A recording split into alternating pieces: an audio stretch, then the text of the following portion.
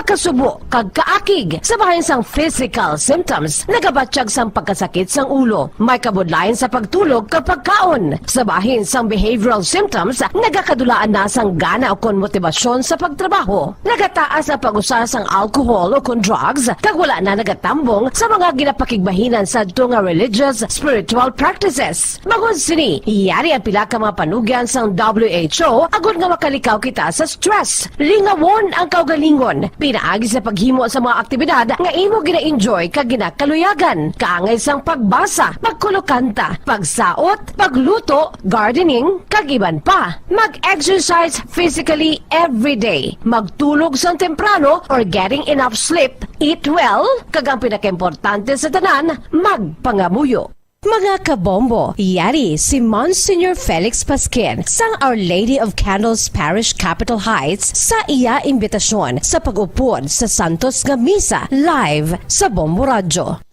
Sa aton mga kabombo, tungod sang pandemic COVID-19, ang aton nga mga tumuluo, labi na gid ang mga senior citizens kag ang mga kabataan nga alangon pa, pangabay nga hindi mag-intra sa pagtinipon-tipon. Kag isa na dira amo ang pagkadto naton sa simbahan sa pagsimba. Apang kamo makasimba gihapon, makapasalamat ka makadayaw sa Dios, makapangamuyo. Pinaagi sa aton Santos nga Misa online sa Bombo Radio Bacolod. Nga aton ginahiwat kada alas 6:30 sang aga. Ini sa liwat ang inyo alagad, Monsignor Felix P. Pasquin, nga padayon nga nagaagda sa inyo. Sa pag-upod sa aton Santos nga Misa, sa online sang Bombo Radio, kada Domingo alas 6:30 sing aga. Madamo gid nga salamat.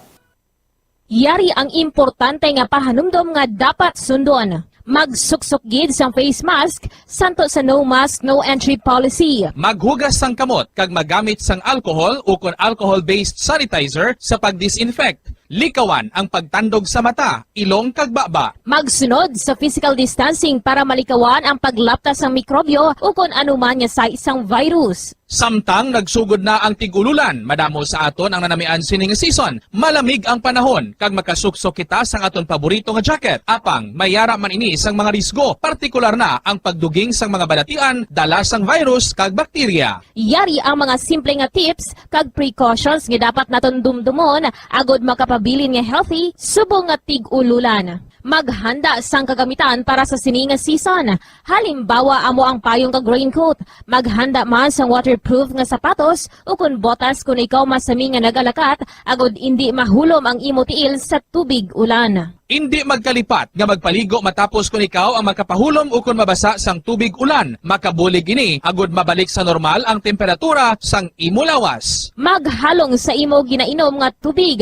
Tandaan nga masami makuha ang waterborne diseases sa tion sang tig-ululan. Maghalong sa mga contaminated nga tubig, ilabi na gid sa mga ilimnon nga imo mabakal sa higad sang dalan. Mas maayo nga magdala ka sang imo kaugalingon nga tubig, purified man o kung sterilized. Masami nga tinlui ang imo palibot. Tandaan nga ang wala nagailig nga tubig amo ang ginaitlugan sang lamok nga mahimo magdala sang makamamatay nga balatian kaangay sang dengue fever. Ulaa ang tubig nga imo makit-an sa mga tray, pet water bowls, inflatable pools, decorative urns o kon anuman nga ginatiniran sang tubig sa inyo balay. Likawi ang pag-ubog sa baha, ilabi na ko nagatiniil ka lang. Oo, masadya ang magtiniil kag maglusong sa tubig, apang tandaan, dari mo mahimo makuha ang leptospirosis, isa ka bacterial disease nga nagalap na bangod sang baha nga mayara sang ihi kag iban pa nga bodily fluids sa mga sapat kaangay sang ido kag ilaga. Ipabilin nga matinlo ang imo kamot. Tandaan man nga ang sipon kag gilanat ang nagaduging sa tion sang tigululan. Agod mabuligan mo ang imo kaugalingon kag ang iban nga tao, tinloi ang imo kamot kag maggamit sang hand sanitizer. Himua nga isa ka habit ang paghugas sang kamot kag tiil kung mag-abot ka sa balay, ilabi na gid kung nag-ubog ka sa tubig baha.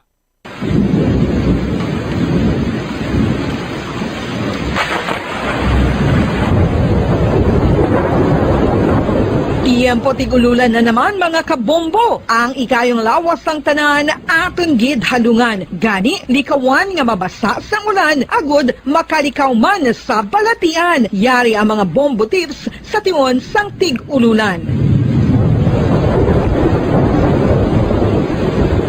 Masami nga magdalagid sang payong. Kung wala sang payong, magdala sa mga butang nga sarang makaprotekta sa imo kung maabdan sang ulan, kaangay sang raincoat ukon jackets. Likawan ang trangkaso o kung anuman nga pamalatian nga nagaguluwa sa tion sang tigululan paagi sa pagpabilin nga hindi mabasa sang ulan. Magdala sang extra towel o kung tuwalya kag mga bayo bilang ilislan agud madasig nga magmalak in kaso gid man nga mabasa sang ulan. Magpabilin sa mga lugar nga may atop o kung sarang mapasilungan samtang nagahulat sang salakyan. Likawan man nga mag-ubog sa tubig baha, ilabi na kung ikaw ang may pila sa tiil o kung din man nga bahin sang lawas. Ang ihi kag iban pa nga body fluids gikan sa mga infected nga sapat mahimo magtugas sang leptospirosis. Ang pag-angkon sang leptospirosis delikado o kung makamamatay. Sarang ini makatugas sang kidney damage, meningitis, liver failure, respiratory distress, kag ang pinakamalala, ang kamatayon. Kung hindi malikawan nga mag-ubog sa tubig baha, magsuksok sang butas.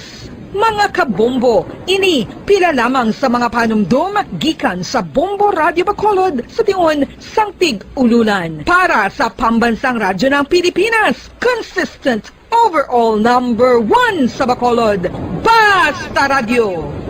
Bombo!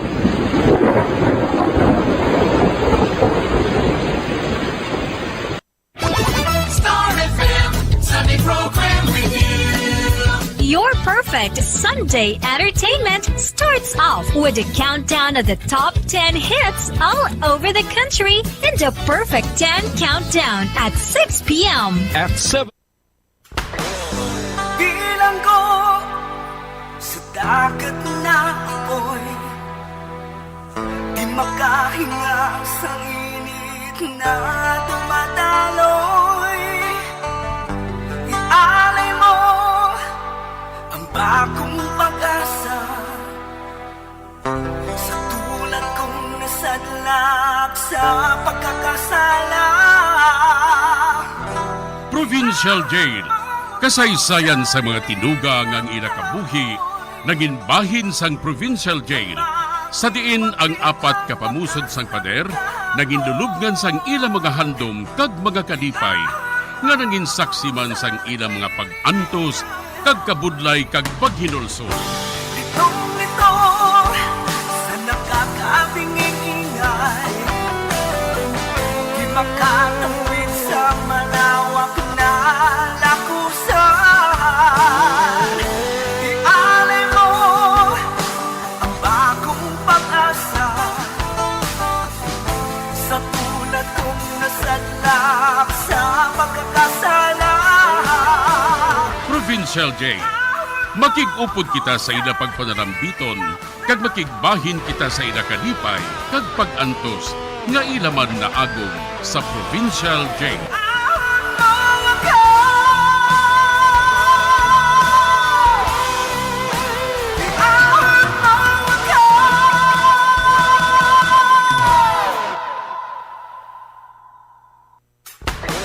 Bilang ko sa dagat na apoy, di makahinga sa init na dumadaloy. Ialay mo ang bagong pag-asa sa tulad kong nasadlak sa pagkakasala. Sa liwat may adlaw naman sa aton tanan nga palangga nga tagparamati. Sa karon nga adlaw isa raman kasulat ang aton hatagan sang kabuhi diri sa aton panatuntunan, Provincial Jail.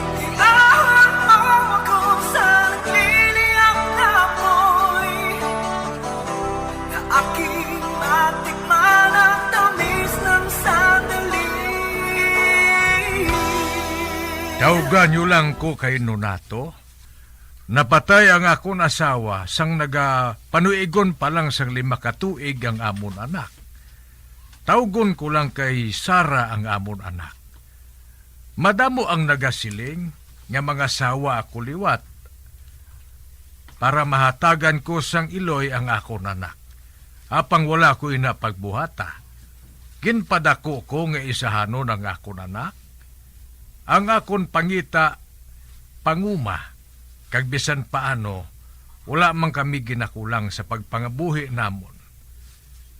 Madamo ang nagapanguluyag kay Sara tungod matahom ini, kag mabuot pa. Kag isa na sa ila si Andro. Agud lubos ninyo nga mahang panang tanan, diri sini nga bahin suguran ko ang akong pagsaysay diri sa Provincial Jail.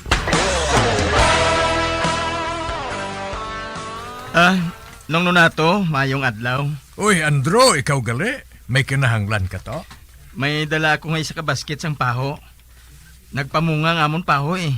Kagari gindalaan ko si Sara. Uy, may dala ka matuo nga paho, oh. Uy, kadalag ko pa. Ay, ti pila ina. Ay, wala pa galing diri si Sara? Wala ko na ginabaligyan nung. Para ini kay Sara.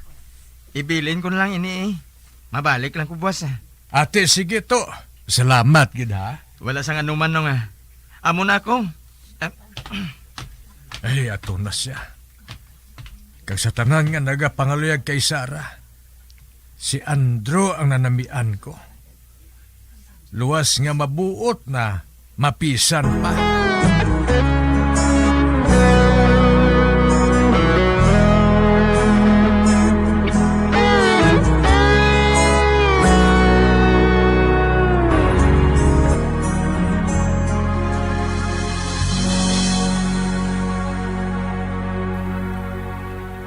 Kadamos ang pao nga inintay. Oo. Ginhatag ina ni Andro sa imo. Amo gali. Madamo na siya sang hatag sa aton. Ay, amo man gani. Abi mo, sang nagligad nga adlaw, nagpatag man sa diri sang dako nga isda. Nagpamunit sa kuno sa suba mo. Sa dason tay, hindi ka na magbaton sa ginahatag sa imo ni Andro ha. Aha, ay nga aman anak.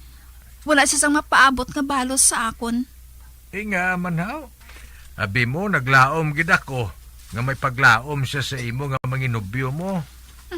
Wala Ay, amo gali. Eh, tiisin o gali ang naluyagan mo sa nagapangaluyag sa imo? Wala tay May handom kuya sa kabuhi. Ano bala ina anak? Kung makatapos na ako sa ngakon pagtuon, mapasyudad kuya. Mangita ko dito sa maayong nga trabaho tay. May plano kagali nga mo sina anak? Oo tay. Driya, wala kita sang asenso. Amo man nang gihapon, kag natak-an na kuya tay. Uy, Sara?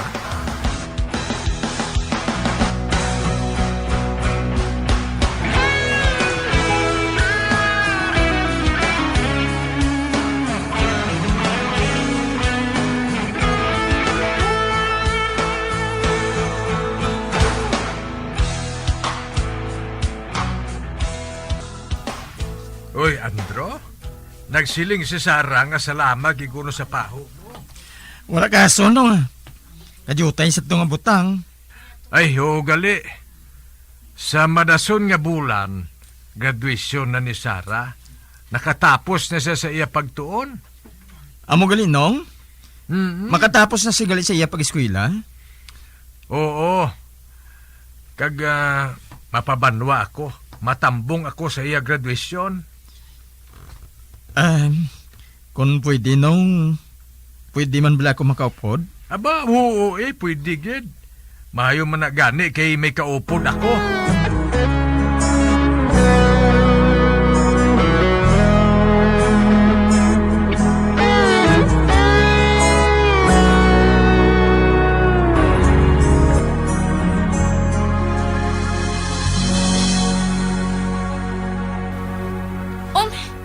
Anong siling mo, tay?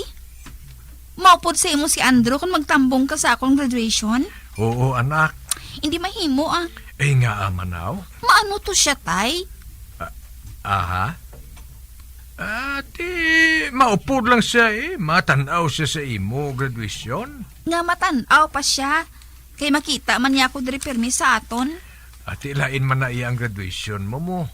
Ay hindi na lang siya pagpaupdatay Ugaling anak, nakahambal na ako sa iya nga maupod kami nga duha. Basta hindi ko yung maluyag nga magupod siya yatay. Hambala lang siya. Nga hindi pwede nga may kaupod. Inga, ano gid ba lang malain dira? Para maupod man lang siya Hindi ko man na siya pagpasanon Kagdason may kwarta man na sa guro nga inugprite. Kabadoy siya. Uy, Sara? Mahuya kuya tayo sa ako pang kilala dito. Nga may kaupod kuya nga taga-uma. Sara? Oo, nagapati sila. Nga may maayo kita isang pangabuhi. Amo na tayo hindi ko maluyag. Nga magupod ka sa pareho ni Andro. Anak? Amo lang na tayo Basta, hindi ko yung maluyag yung nga magupod kaya kay Andro ya.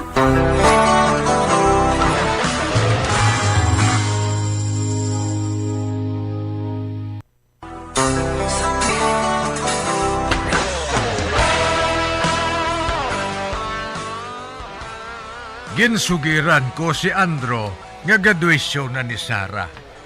Gani naghambal siya nga magupod. Apang sang ginhambalan ko si Sara nga paupdon ko si Andro, nagpamatok ini. Sa pagpadayon ko pagid, inano ni man. Nagkontratahay na kami ni Andro nga matambong sa graduation ni Sara. Apang wala ako maguna-huna nga hindi gali maluyag si Sara nga magupod si Andro.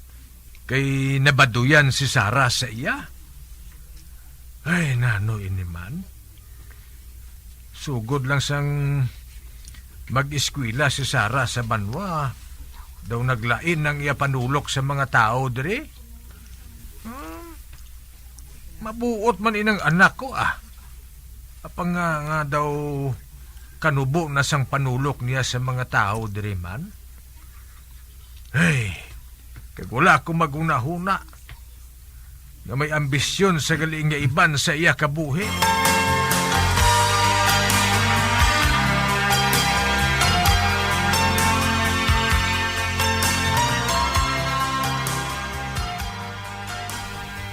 Uy, Andro, ari ka man? Mayong adlaw sa imo, nong. Mayong adlaw man. May dala kong hatambis para kay Sara, nong. Abaw sus, kadamo man sina nga pagkatambis. Kag, abaw mapula-pula pa kag dalag ko. Matamis ini, nong. Ibilin ko ini sa imo, Ay, salamat kita. Ay, Andro, kadamo na gid sa ginhatag mo sa kay Sara. Nahuya makita sa imo man. Wala na yung kaso, nong. Para mo lang na. Ay, Andro, may man gani kay nagkadto kadre. May isiling kuntani ako sa imo. Ano ina, nong? Inang party bala sa graduation ni Sara. Ato? Hindi na lang ko magupod sa imo, nong. Ay nga aman? Nagmasakit si tatay. Kag kung magupod ako, wala sang may matipan sa ngamon, uma. Gani, hindi na lang ko magupod. Congratulations na lang kay Sara. Ate, oo makalambot ina. Ate, nong, mapauli na lang ko Ate, sige. Salamat gid Andro, ha? Sige, nong. Ay, salamat. Doon naghawan mo ng pinsar ko. Siya na mismong nang hindi magupod sa akon para magtambong sa graduation ni Sara. Ay, salamat. Wala na ako sa problema. Wala na.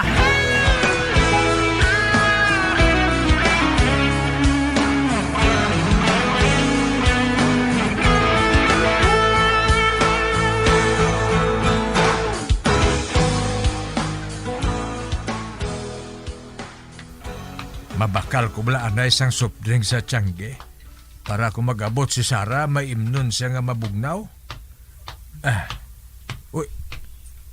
Si Iskay man inang masugata ko. Ang iloy ni Andro. Bugnohon ko sa bala. Oy, Iskay, mayong adlaw sa imo? Oy, ikaw gali. Ay, maayong adlaw man. Ati maayo na si Migo Pidek? Si Pidik? Nga ahaw? Na ano si Pidik? Siling ni Andro, nagmasakit kuno si Pidek. Ay, wala ah. Nagabayo pa gani ato sa humay sa maghalin ako. Amo gali? Ati maayo ko na mo Ati, sige ha. Mauna ako sa imo, Sky. Kuono na to. Nano, nagabutig sa akon si Andro? Siling ni Sky, wala masang blatian si Pidik. Apa nga nagsiling siya nga masakit ang hiamay? Nga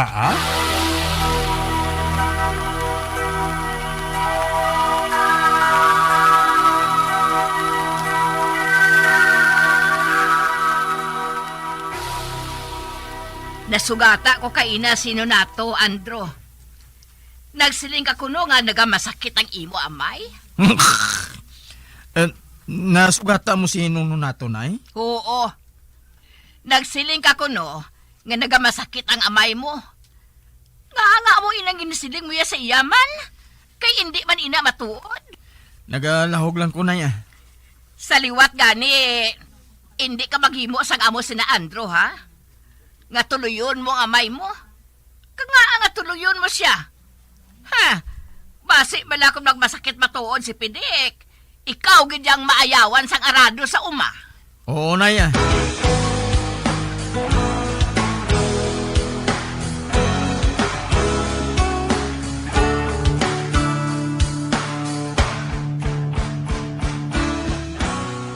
Nabuking ako ni Nuno nato nga nagabutig ako sa iya ba? Ang matuod, nabatian kong ila pagambalanay ni Sarah. Hindi maluyag si Sarah nga mag-upod ako. Agod nga makatambong sa iya graduation. Nauya siya nga makita ko nga may kilala siya nga pareho sa akon. Kanubo nagali sa iya panulok sa akon. Kag nasakitan ako mamati. Nasakitan gid ako. Amoy na nga ako na nagbalibad kay Nuno nato. Nga hindi ako makaupod. Tungod nagamasakit si tatay.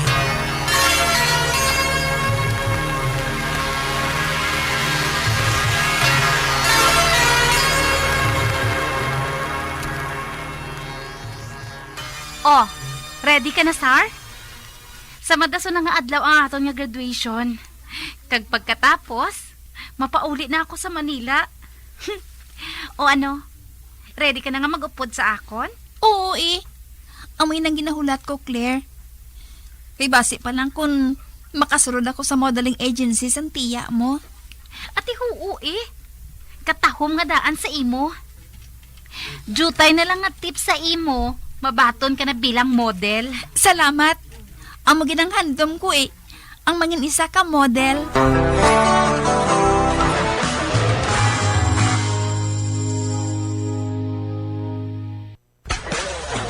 Bilang ko sa dagat na ako'y di makahinga sa init na dumadaloy. Ialay mo ang bagong pag-asa sa tulad kong sadlak sa pagkakasala. Magabiyan sundagin ninyo sa pagpamati, ang mga kasugpunsang sulat ni aton man ginatagan sang kabuhi, diri sa atong katuntunan, Provincial Joy. Kag kami diri sa gihapon wala gid kakalipat sa pagpangagda sa inyo. Gakun kabuman may kasaysayan, ipadala lang diri sa atong palatuntunan, Provincial J, DYWB, Combo Radio, Bandalagan, Siyudad Sang Bacolod. Sa direksyon ni Melvin Gatuslao.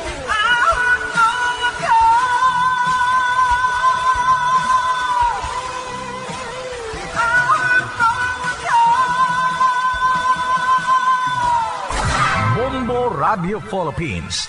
Patuloy na #1 sa drama. Fast sa Radio Bombo!